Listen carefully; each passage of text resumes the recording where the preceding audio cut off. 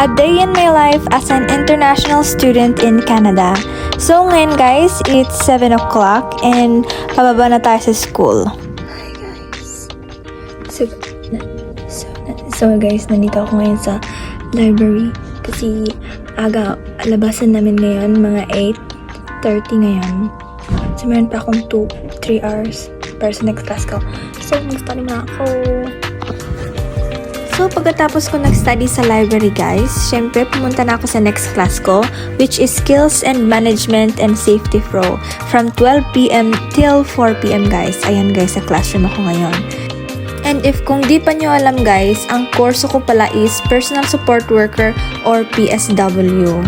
So, ayan, nag-note taking muna ako guys dahil marami masyadong akong pag-aralan at daghan kay activities guys.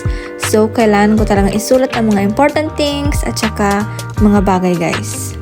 So, ako lang palang Pinoy sa klase ko. At saka ang iba ay mga Canadian na at saka isang Chinese at isang Vietnamese guys. Pero nasa ibang klase siya ngayon. Siyempre, nakinig pa ako niyan guys. At nag-note taking pa ng dami. And then after that, ito ang aking mga sinulat guys. Actually, ika-4th page na yan din. Then, after sa klase ko guys, pumunta na ako ng cafeteria kasi ang gutom na masyado ako guys. So, ito pala yung baon na na-prepare ng aking tita guys. Isang burrito siya guys na may egg at saka mga gulay at saka bacon guys. So, napakasarap talaga. Thank you talaga Tita Jim. May mga ibang baon pa ako like grapes at saka mga candies guys. Then, pumunta na naman ako sa next class ko guys. Siyempre, nakinig na naman ako at nag-note taking naman. So, this is pang hapon na yan guys. Oh, na time guys. Then guys, pagkatapos ng klase ko guys, sinundo na ako ng tito ko guys.